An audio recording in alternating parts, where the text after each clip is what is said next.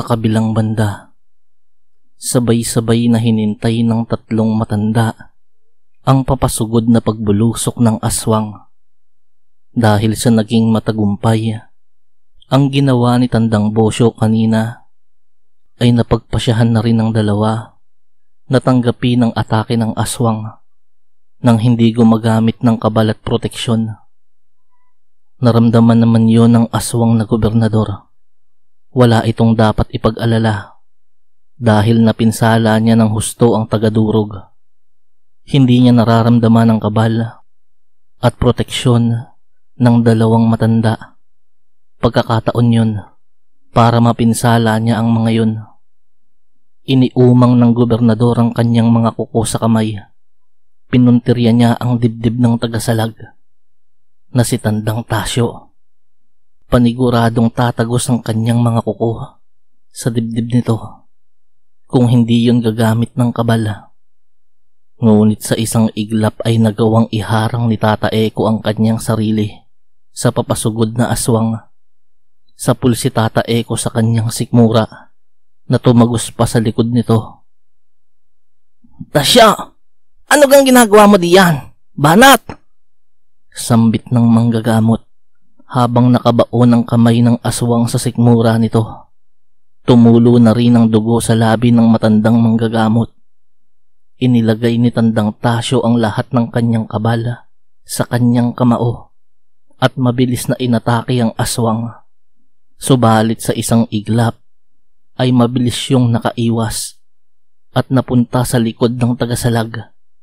Walang pagdadalawang isip na sinakal ng aswang si Tandang Tasyo gamit ang isang bisig nito. Iwinasiwas niya naman ang isa pa niyang kamay kung saan nakatarak pa rin sa sikmura ni Tata Eko. Humandusay sa lupa ang manggagamot.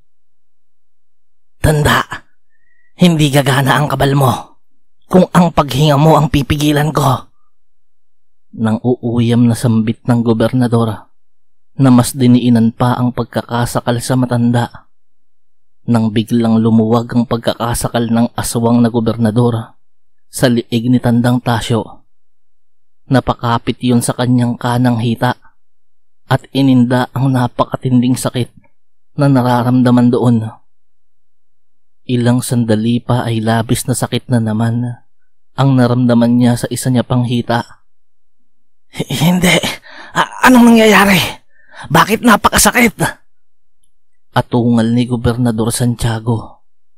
Sa kabilang banda ay makikita ang nakatindig na si Lola Chedeng. Sa kanyang magkabilang hita ay may nakatarak na dalawang pinatulis na kawayan. Ang sakit na dulot ng mga kawayang yon ay mababakas din sa mukha ng matanda at pag-atungal ng kanyang bihag na tikbalang. Sa tulong ng kaibigang kapre ni Tata Eko at ng ininom niyang botelya ng langis, ay mabilis na naghihilom ang sugat sa sikmura nito. Akmang lilipad ang aswang nang maramdaman nito ang isang nilalang na nasa kanyang itaas. Si Tata Eko. Hawak-hawak na nito ang kanyang balisong na hindi nakikita ng ordinaryong mga mata. "Kainaman kang aswang ka! Matitikman mo ngayon ang talas ng aking balisang!" Hiniwa ni Tata Eko ang isang pakpak ng aswang at nalaglag yun sa lupa.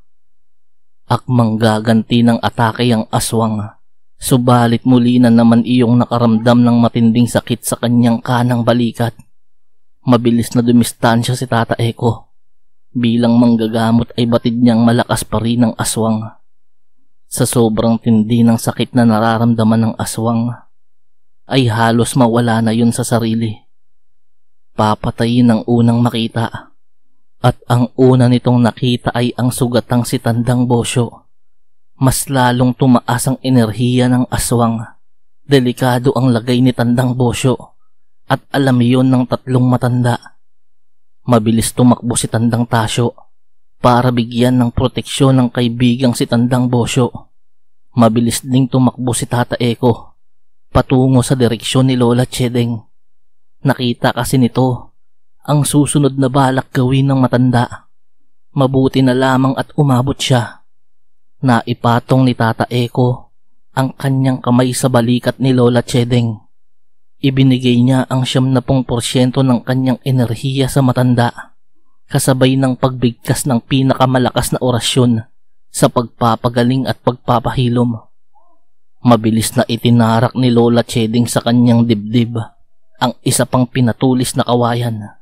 Bagsak sa lupa ang tikbalang na nasa kanyang tabi bago maglaho. Napaluhod sa lupa si Lola Chedeng, kasabay ng pagsuka ng napakaraming dugo.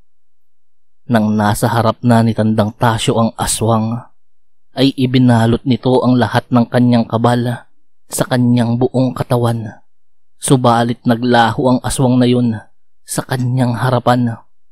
Sa isang iglap ay nasa harapan na yun ni Tandang Bosyo para atakihin ng matanda gamit ang matutulis na kuko na nababalutan ng kabal at enerhiya. Subalit bago pa man dumikit ang mga kuko ng aswang sa dibdib ng antingero, ay napakapit ito sa dibdib at sumuka ng napakaraming dugo. Bago tuluyang bumagsak ang aswang, ay naroon na sa likod nito si Tandang Tasyo at kinapitan yun sa magkabilang mga braso. "Bosyo, ngayon na! Ang pinakamalakas mong atake!" sambit ni Tandang Tasyo. Sa pagkakataong iyon ay inilagay ni Tandang Bosyo ang lahat ng kakayanan ng kanyang mutya sa kanyang kamao.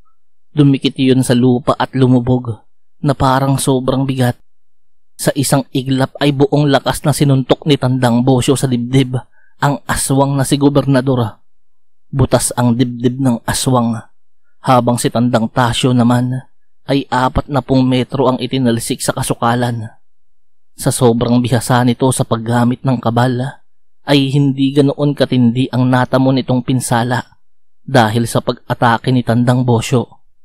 Bumagsak sa lupa ang wala ng buhay na katawan ni Gobernador nang hilahin ni Tandang Bosyo ang kanyang kamay na tumagos sa dibdib nito. Sa kabilang banda, napapaligiran ng pangkat ni Lola Chedeng ang nanghihinang katawan ng matanda. Punong-puno ang buong katawan noon ng dugo dahil sa mga tinamong sugat gawa ng nakatusok na kawayan. Sandamakmak din ang dugong isinuka nito dahil sa tinamong mga sugat sa loob ng kanyang katawan. Halos mag-iyakan si Mando at ang dalawa nitong kaibigang si Burnok at Pilo dahil sa sinapit ng matanda.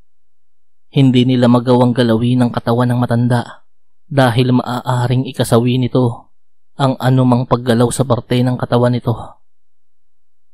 "Chedeng, gumising ka! Kain naman ka!" sambit ni Tata Eko. Naglabas yun ng 3 matutulis na palito at tsaka hinipan. Isa-isa nitong tinarak ang mga yun sa batok ni Lola Chedeng. Umusal ng orasyon ng manggagamot na sa mga oras na yun ay hindi pa rin tinatanggal ang isang kamay sa balikat ng matanda. Pero wala pa rin nangyari na siyang ikinalungkot ng lahat. Hindi tumutugon ang katawan ni Lola Chedeng sa ginagawang panggagamot ni Tata Eko. Sa pagitan ng mga dasal, orasyon at bulong ay muling naglabas si Tata Eko ng isa pang pinatulis na palito at direktang itinarak sa sariling leeg. Naramdaman ng lahat ng taong naroon ang umaapaw na enerhiyang dumadaloy sa katawan ng manggagamot. Dumadaloy iyon patungo sa katawan ni Lola Chedeng. Mahigit 1 minuto lang ay mabilis na naghilom ang lahat ng sugat sa katawan ni Lola Chedeng. Muli yung tumindig na parang walang nangyari. Subalit si Tata Eko, ang pinakamagaling na manggagamot ng Batangas, na siyang nagbigay ng lahat ng kanyang enerhiya kay Lola Chedeng, ay bumagsak sa lupa at hindi na gumagalaw. Mabilis yung dinaluhan ni Lola Chedeng. "Eko, gumising ka! Huwag kang mamamatay!" sambit ni Lola Chedeng habang magkakasunod na niyuyugyug ang katawan ng manggagamot. Ang lahat ng taong nakapaligid sa eksenang yun ay nalungkot dahil sa nasasaksihan nila. Nang biglang gumalaw ang kamay ni Tata Eko at nagsalita. Kain naman ka, Chideng. Ibinigay ko ang enerhiya ko sa iyo. Pagod na ako. Kailan nyo ga talaga ako pagpapahingahin? Sambit ng manggagamot na siyang nagpangiti kay Lola Chedeng. Ang nangyaring labanang iyon ay naging bantog sa lalawigan ng Bicol na siyang kumalat sa mga karatig probinsya hanggang sa Maynila at buong bansa. Kinatakutan ng mga masasamang loob ang lalawigan ng Bicol dahil sa pangyayaring yun. Tumakbo si Mando bilang gobernador ng lalawigan dahil sa malapit sa tao ang yumao nitong ama na si Lolo Kulas ay siya ang nanalo at nailuklok na gobernador. Palagi ring nasa kanyang tabi si Tandang Tasyo at si Tandang Bosyo bilang mga tagapayo. Si Pilo ang naatasan para pamunuan ang kabuuan ng mga kasundaluhan ng lalawigan. Si Burnok ang pumalit sa mga misyong nasasakop ng kabundukan at kagubatan. Siya ang humalili sa misyon ni Tandang Bosyo at Mando, napigilan ng alinmang umuusbong na panganib na maaaring maglagay sa lalawigan sa kapahamakan. Si Lola Chedeng at Mige ay tahimik na nanirahan sa probinsyang kanilang kinamulatan. Piniling mamuhay ng tahimik kasama ang 5 estudyante ni Lola Chedeng. Si Tata Eko naman ay muling nilisan ng lalawigan para maglakbay. Pero bago yun, ay itinuro muna niya sa binatilyong si Mige ang lahat ng kanyang nalalaman patungkol sa panggagamot. Sumailalim din sa pagsasanay ng kumbate pisikal si Mige sa tulong ng kanyang amang si Mando at 2 lololohan na sina Tandang Bosyo at Tasyo. Madalas din itong sumama sa pangangaso ni Burnok at Pilo na siyang nagpatibay sa kanyang katawan. Bukod sa ikinaloob na trespiko ng kanyang ama, ay nagtangan na rin ng mutya si Mige. 10 taon ang lumipas. Pinili ng binatilyong si Mige ang magpunta sa Maynila para magtrabaho at hindi umasa sa kapangyarihan at yaman ng kanyang mga mahal sa buhay.